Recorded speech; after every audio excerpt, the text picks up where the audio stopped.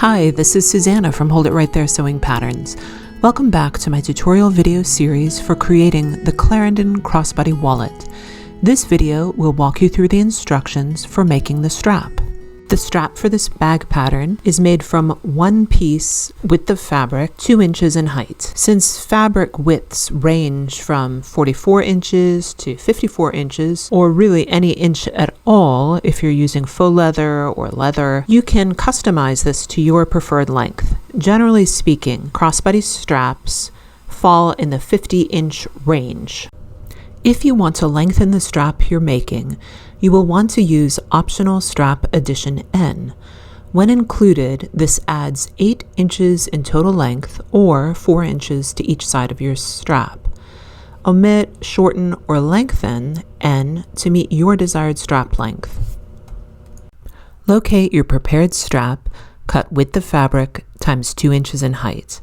Place wrong side up. The selvage edges on the particular fabric I am using are so wide that I am trimming them about 3/8 of an inch, otherwise they would show in the 1/2 inch seam allowance. Selvage edges less than 1/2 an inch do not need to be trimmed. Place the strap wrong side up. Center strips of 1 inch wide interfacing so that there is a 1/2 inch frame around the strap without interfacing. Overlap the strips of interfacing as necessary. Fuse the interfacing according to the manufacturer's instructions. I am using a product called Woven Fuse. This is comparable to Pellon SF101. With the strap remaining wrong side up, place a second layer of 1 inch strips of interfacing directly on top of the previously fused interfacing. Fuse again as you did before. If you are not using the optional strap addition N, you're going to skip ahead to step 66. To include the optional strap addition, place your N pieces wrong side up. Center the 1 inch interfacing. Again, there will be a 1/2 inch frame without interfacing. Fuse as before. With the N pieces remaining wrong side up, layer the second piece of interfacing directly on top of the previously fused interfacing. Again, fuse as you did before.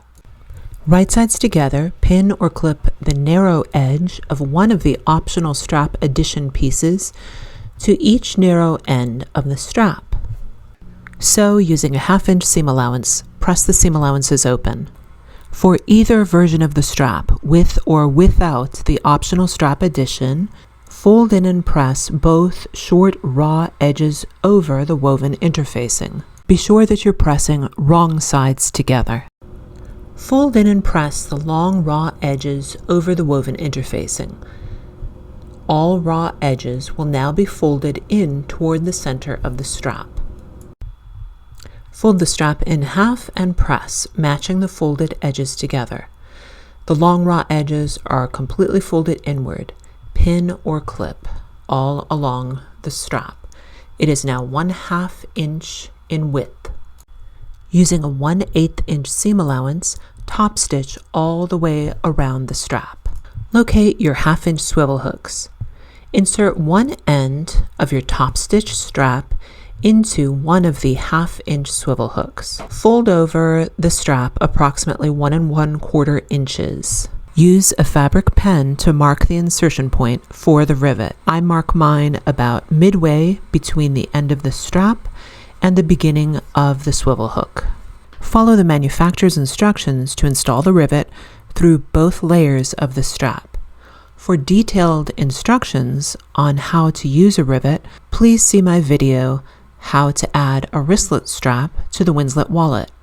With the swivel hooks and rivets installed to both sides of the strap, you're ready to clip the straps to the bag. This concludes my video series for the Clarendon Crossbody Wallet. Thanks for watching. I hope you found this series helpful. Happy sewing!